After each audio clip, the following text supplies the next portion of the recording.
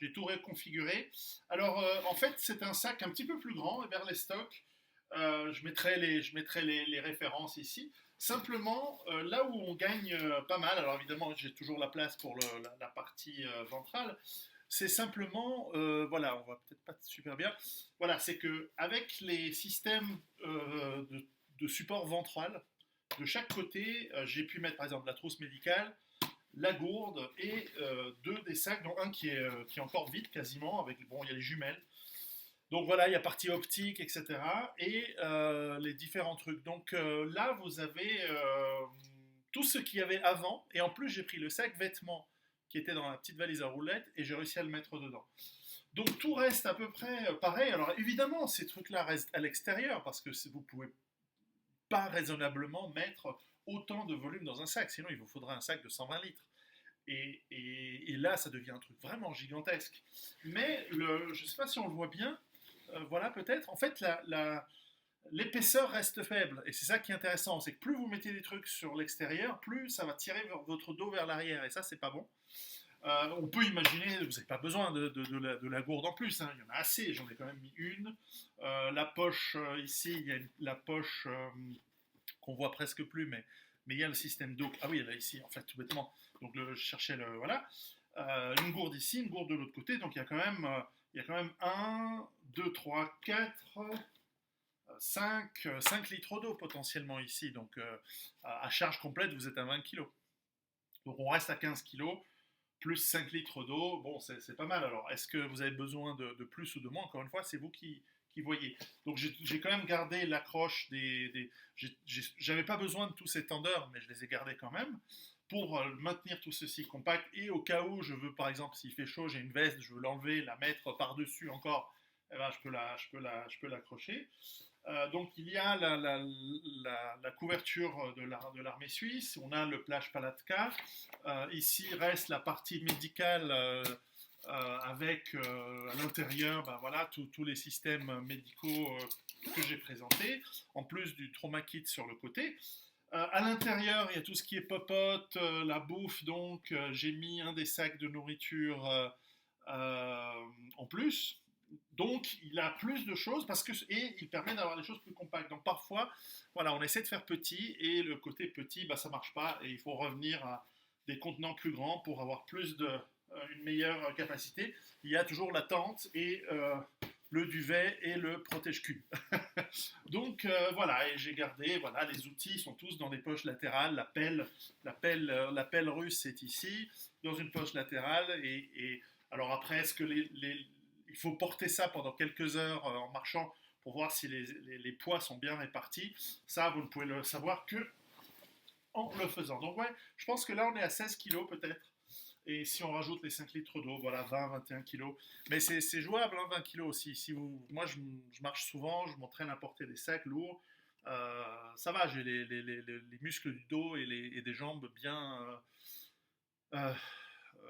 gainés, on va dire, bien développés. Voilà, donc tout ça, c'était un long processus de présentation de matériel, non pas pour... enfin, ça peut vous donner des idées, mais l'important, c'est que c'est à vous de voir ce qui est bon pour vous.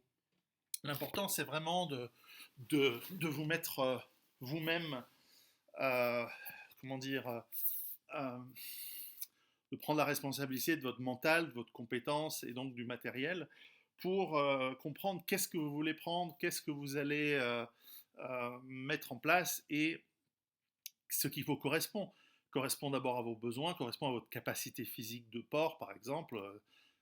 Voilà, il n'y a pas donc besoin de copier forcément ce que fait l'un ou l'autre. C'est pas parce qu'on est sur YouTube et tout qu'on connaît mieux que d'autres. À chacun d'entre vous qui faites du camping, de la rando, de vous adapter. Donc c'était une série matos à titre indicatif.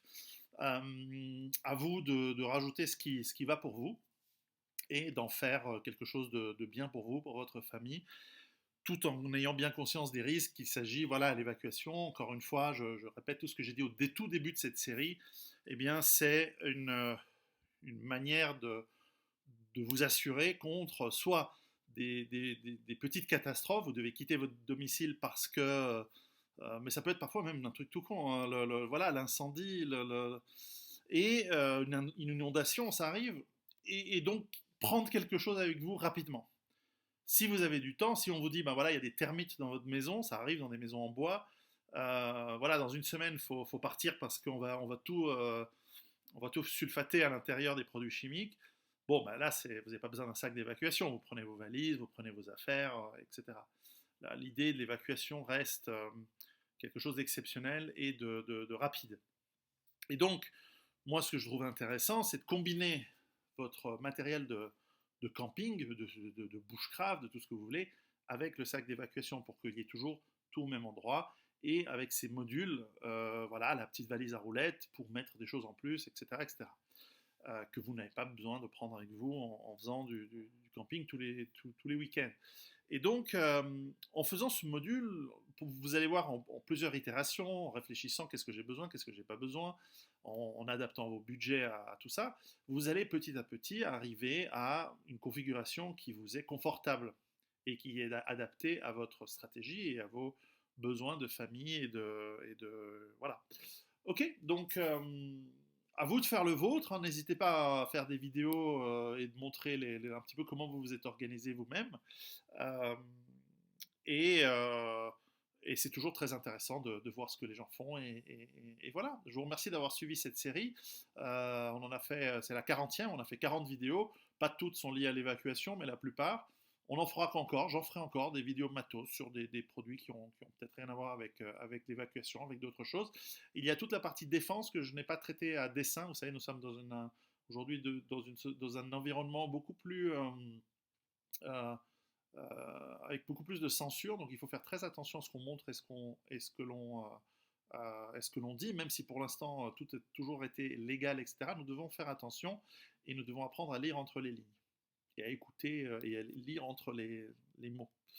Enfin, vous voyez ce que je veux dire. Donc, j'en ferai peut-être aussi sur la défense, mais je vais attendre un petit peu.